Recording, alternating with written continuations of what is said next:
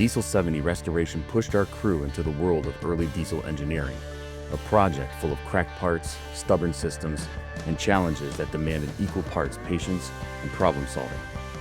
In this episode, we brought together the team who helped bring this rare machine back to life to answer your questions. Ed Claessen, author and early diesel consultant. Craig Stodola, master restoration mechanic. And Justin Augustine, president and host. This is Wrenched and Answered. Well, welcome back, guys. Here we are, next episode of Wrenched and Answered. All right, different location, same great content. Today we have a couple other guests that are new to Wrenched and Answered. First up, we've got Ed Claessen. All right, Ed and his wife, Sue Claessen. Sue, you can't see Sue. She's behind the camera right now, but they are a dual partner team.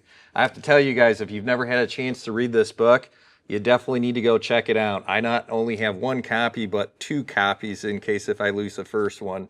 The print is now done, all right, so sources are limited.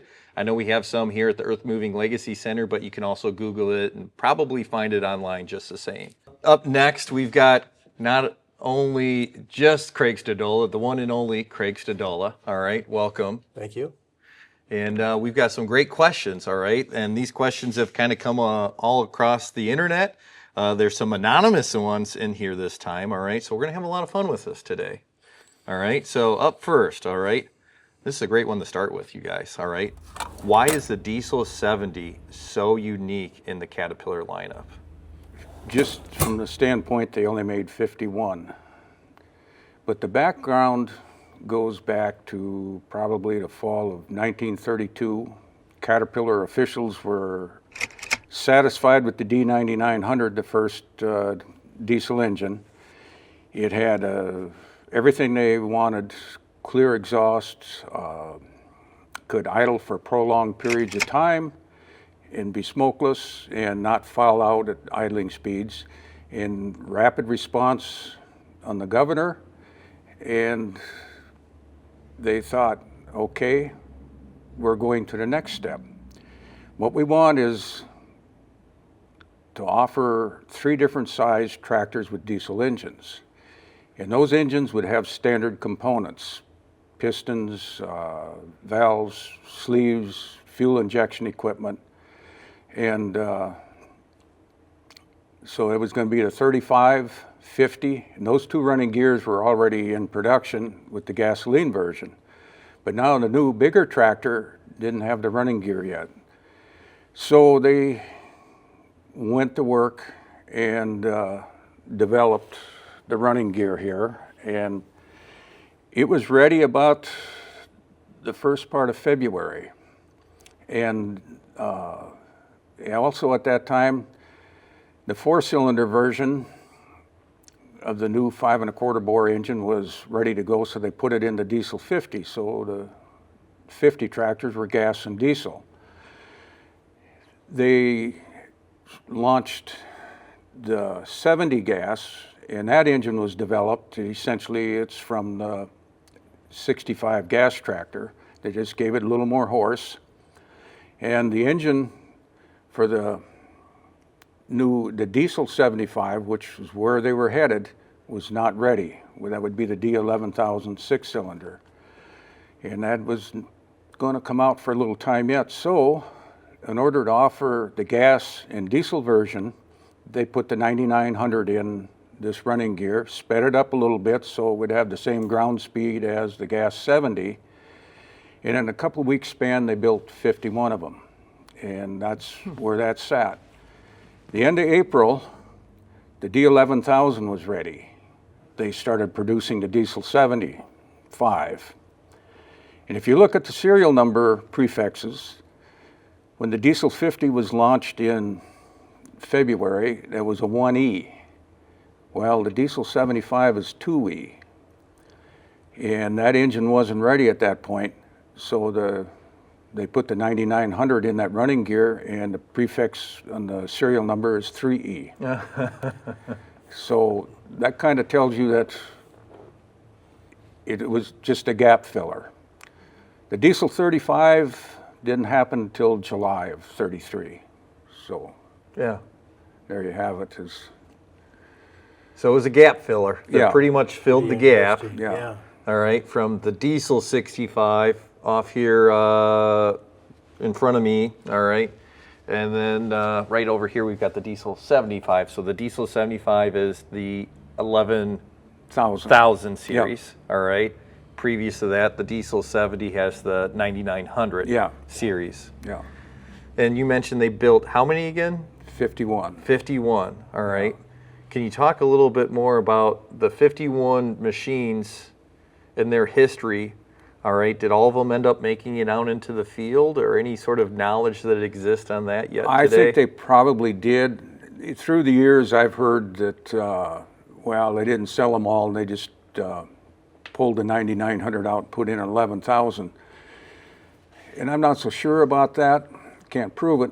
But when you look at the parts book and the records that they kept, 3E1, 3E51, I tend to think they didn't pull any engines out and made them diesel 75. Yeah. Yeah. I think they went to the field.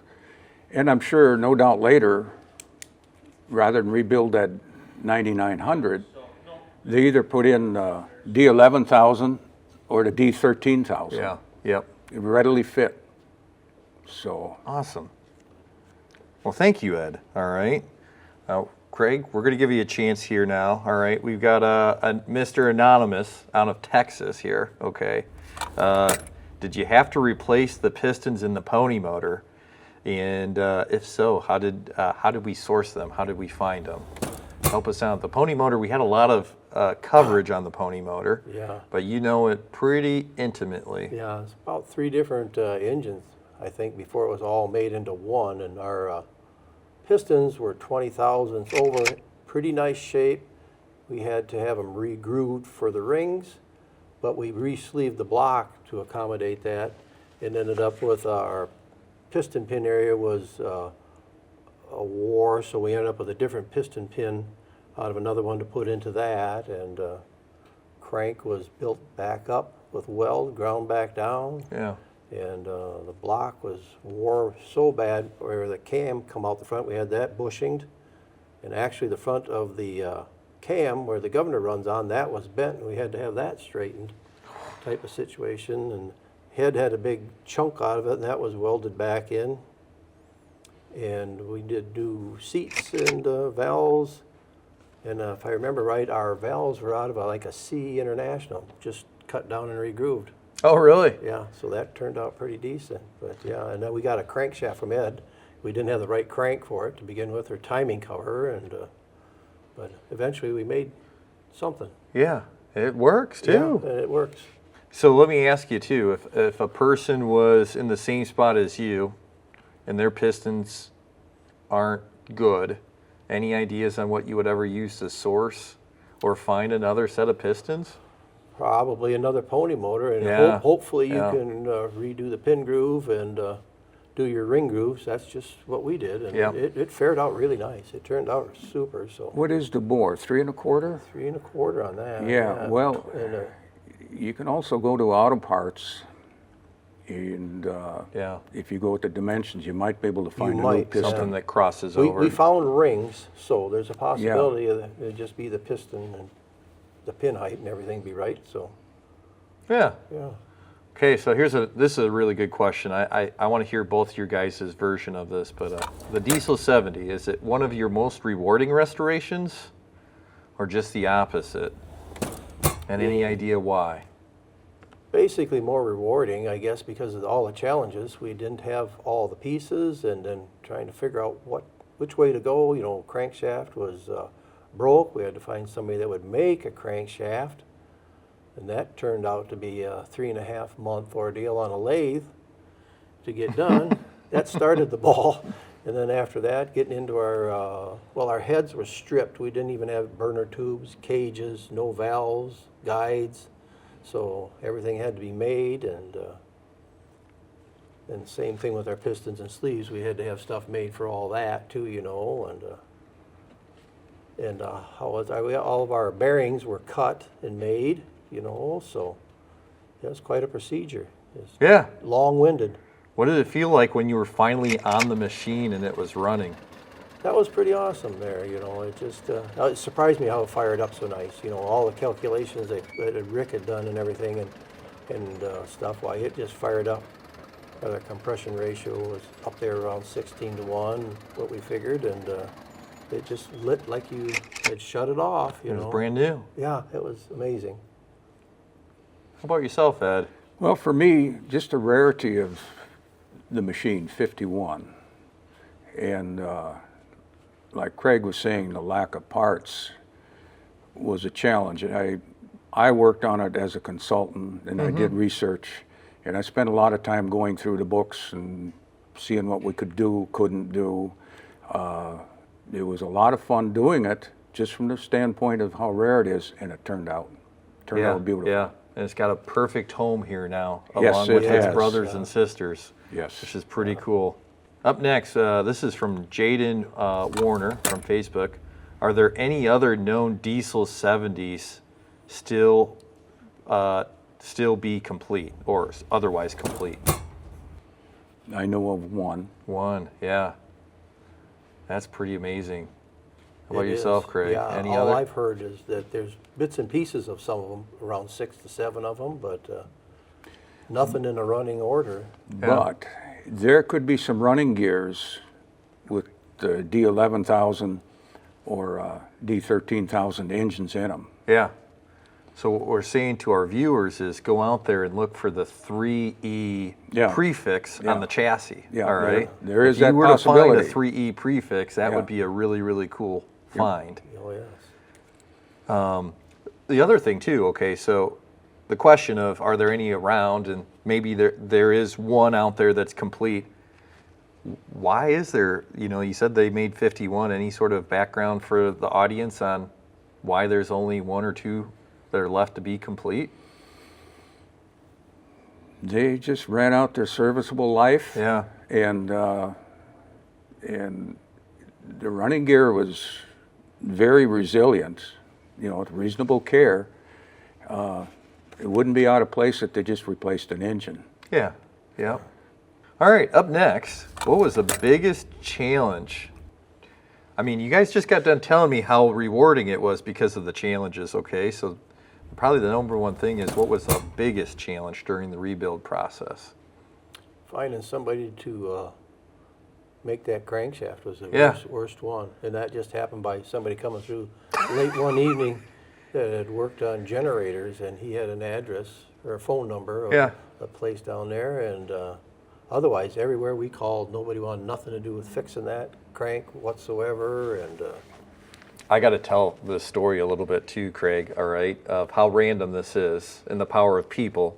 Because this is, I want to say it was like a Friday night almost, and it was like 5:30, 6 o'clock, Yeah, it was late. about this time of the year, so it was kind of getting dark. And there was a Fabic truck that showed up, a Fabic service truck. okay. And the gentleman was wondering if we were open and stuff like that. We said no, but he was driving in between Wisconsin, where he got some training done on, because that's Fabic, Wisconsin, and it's Fabic, Missouri. So he's driving back to Missouri to get back home and stuff. So we showed him around, and then Yeah. you were still in the shop, and I think he had the engine tore down. Of course, what do you find? But you tore the engine down, and our crankshaft was cracked. Severely cracked. Yeah, severely cracked, which was a little bit of the downfall of the diesel 70 engines. And without even hesitating, our young Fabic guy said, yeah, there's this company out of Central Illinois.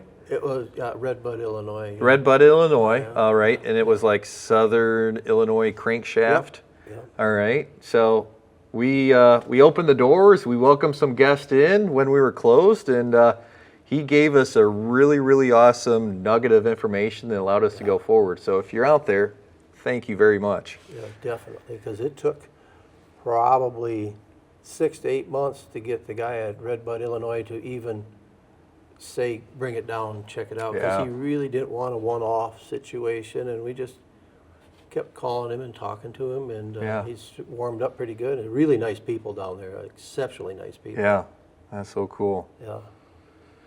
How about with all your research All right. What was the most daunting task you had, Ed?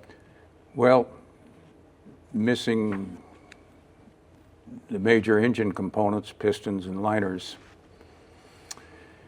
and not a lot of technical information on the D9900 is out there, and so we had to come up with something. Yeah. And it was successful in the engines following, the 5 1/4 bore engines, well, we knew they were designed off the 9900, so we could figure out compression ratio, pressures. So we designed from a later engine and worked back. Yeah. That was a challenge. All right. Next up, okay, the engine's the biggest challenge, but here's another good question. Different area, but the undercarriage, from all the pictures and video, it looks very fresh. Is the undercarriage, is it new, or is it just really fresh and just refurbished? Yeah, all completely gone through and all refurbished. Yeah, definitely. Yeah. And the few, like when he first got it, Ed came up and there's just certain parts to that 70 diesel only, and by chance we did have them components in with some of it, for mounting it and everything else. Otherwise, it's 70 it's diesel, worn-off. 70 gas. Yeah. And that undercarriage was designed so well, it stayed in cat production till about 1955. That's pretty amazing, isn't Yeah. it? It is, okay. yeah. In this day and age, it's hard to have anything last 5 years in a row. Really? No. Honestly. Well, and for the transmission and the undercarriage to be like that, just tough build. Yeah. All right, up next from Facebook. What is the most timely process to either remake or source parts to rebuild on the Diesel 70?